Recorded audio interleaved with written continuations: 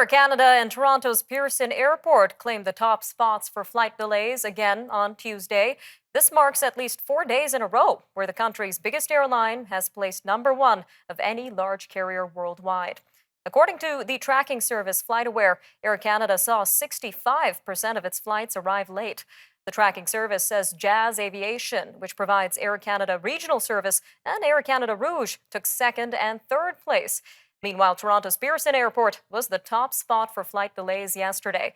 And it was the only airport on the planet to see more than half of all departures delayed. Well, joining us now to unpack the situation is Mr. John Gradek, an aviation expert and faculty lecturer and coordinator of the Aviation Management Program at McGill University. Sir, welcome back to Forum Daily. My pleasure to be here, Nima.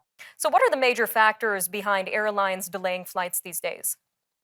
Oh, it's staff. It's really a staffing issue and a competency issue. The staff that they currently have. The airlines have done a great job of hiring thousands of people over the last couple of months to basically fill the roles. So Air Canada's up to about 97% of its pre-COVID numbers. WestJet's hired, Transat is hired, everybody's hired. And so have the airports. But the issue that we're having at this point in time is that training, competency, efficiency. Are they able to really do the job that's being asked of them at the airport? At the airport, and that's where the issue is right now. And we mentioned that Toronto Pearson was the only airport in the world yesterday to have over half of all departures delayed. So what is the specific issue with this airport? Well, I think it's a question of looking at the volume of flights that are being planned into Toronto Pearson Airport, into and out of Pearson. The airlines really have created themselves a bit of a quagmire by loading up the schedule the way they have. There's a lot of flights that were planned. Every flight's been sold out for months. And all those passengers are showing up at the airport, and there's just no room in terms of capacity for the airport to handle that volume of passengers. And what do we know so far about the current state of airline delays at other major Canadian airports, sir? At the end, I think Montreal is a close second. Montreal Trudeau Airport is a close second to Pearson. I don't think it's as bad, but it's looking like it's a little more manageable. It's still midweek, so it'll get it might get a little worse on the weekend, which is when peak travel season starts up again. The weekends are bad. Friday, Saturday, Sundays, afternoon shift, evening shifts.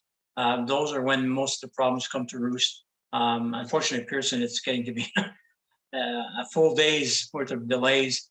But hopefully that we're going to see this hopefully start to improve, but not much before August, September. So can you walk us through the types of delays that travelers can face right now, and if they could maybe avoid or minimize the types of delays and lost luggage that we're seeing right now at airports? Yeah, but the delays you're getting are primarily either cancellations that are happening. Air Canada is canceling on short notice, or flight delays that are progressive delays, we call them. And they're delays that basically are 3 or 4 or 5 times being delayed through an individual evening.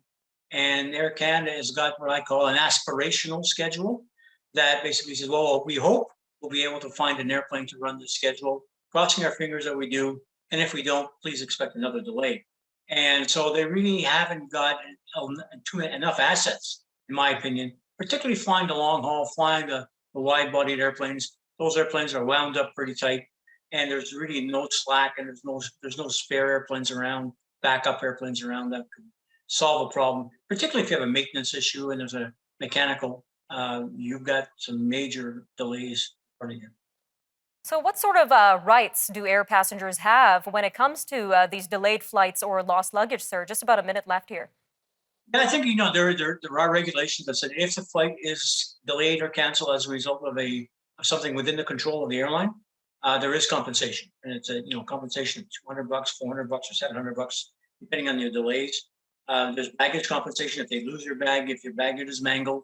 There is regulations in terms of how much you can claim for both damaged material as well as lost bags. All right, it looks like we've got just about 30 seconds left here, but what sort of steps can our officials take to address or further address these issues? Well, I think the Transport Canada and the Airport Authority really have got to put the pressure on the airlines, basically further rationalize their schedule. I think that there's still too many flights. There's still a lot more work that can be done to kind of reduce workload, reduce the flow of traffic. And yeah, you're going to have cancellations, unfortunately. But Air Canada's already started the ball rolling in those cancellations, and it's either canceling and redeploying people to other flights, or going through this mess and having it continue for another 4 or 5. All right, Mr. Gradek, thank you again for a helpful interview. Thank you very much. Have a great day.